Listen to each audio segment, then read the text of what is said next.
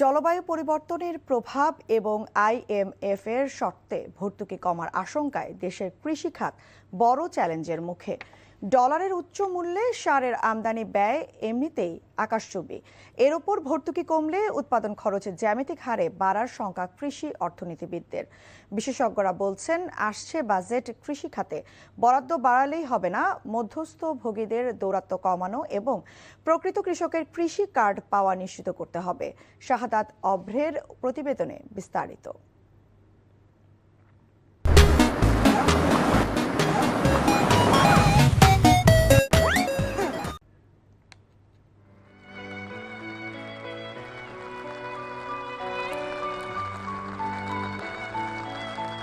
কিরকম চলমো কিবা খাইমো ঋণ করে গৃহস্থ করছি। এ কৃষকের অশ্রুসিক্ত চোখ যেন বাংলাদেশের প্রতিচ্ছবি। মাথার ঘাম পায়ে ফেলে যে কৃষকেরা প্রতিটি ঘরে অন্ন পৌঁছে দেন, তাদের বোরো ধানের গোলা আজ খালি। হাওর অঞ্চলে বন্যায় ফসলের ব্যাপক ক্ষতির সাথে যোগ হয়েছে মূল্যস্ফীতি আর জ্বালানির দাম বৃদ্ধি। আসছে বাজেটে IMF এর ঋণের শর্তে কৃষি খাতে ভর্তুকি কমার আশঙ্কায় দেশের 40% মানুষের কপালে আজ চিন্তার ভাঁজ। পরিসংখ্যান বলছে 2011-12 অর্থ বছরের তুলনায় 1.5 দশকের ব্যবধানে বাজেটের আকার 4.83 গুণ বেড়েছে।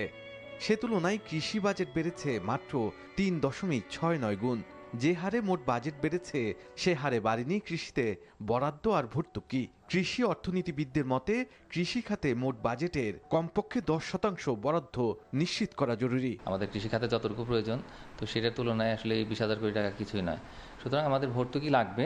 কৃষককে যদি আমরা সারের উপর থেকে ভর্তুকি তুলে নিই, তাহলে কৃষকের উপরে একটা চাপ পড়বে।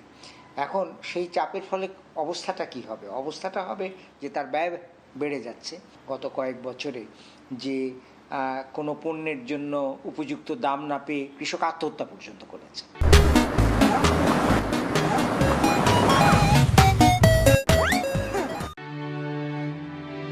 বাংলাদেশের মতো মাথাপিছু কম আয়ের একটি দেশে সার্বিক মূল্যস্ফীতি 4% নিচে এবং খাদ্য মূল্যস্ফীতি 2 থেকে 3% নামিয়ে আনতে সরকারকে উদ্যোগ নেওয়া প্রয়োজন বলে মনে করেন গবেষকরা।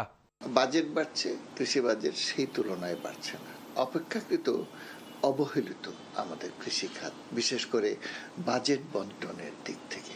কাজে এটাকে আসলে আমাদেরকে রিভার্স করতে হবে। আসছে 2026-27 অর্থ বছরে বাজেটে কেবল সারের চিরাচরিত ভর্তুকি নয়, বরং স্মার্ট কৃষি এবং কৃষি গবেষণায় বরাদ্দ বাড়াতে হবে বলে জানান এই কৃষি অর্থনীতিবিদ।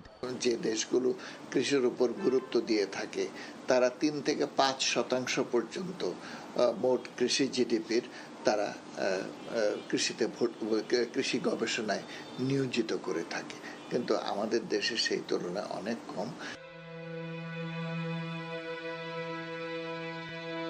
বাজার ব্যবস্থাপনায় ত্রুটির কারণে প্রান্তিক কৃষকেরা কি তার ফল পাচ্ছেন এ নিয়ে শঙ্কা থেকেই যায়।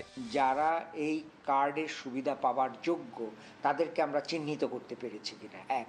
আর 2 নম্বর হচ্ছে যে এদেরকে চিহ্নিত করার পরে আমরা এই সুবিধাগুলো তাদের কাছে পৌঁছে দিতে পেরেছি কিনা।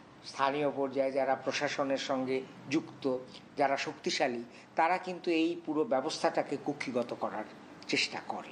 এই কৃষকদের কেটে দিতে হবে। বাজেটে যে বরাদ্দ থাকছে তা প্রান্তিক কৃষকদের মাঝে স্বচ্ছতার সাথে পৌঁছে দেবার দাবি জানিয়েছেন কৃষি অর্থনীতিবিদগণ। কৃষিতে বাজেট বরাদ্দ এবং ভর্তুকি। শাহাদাত অভ্র, NTV নিউজ, ঢাকা।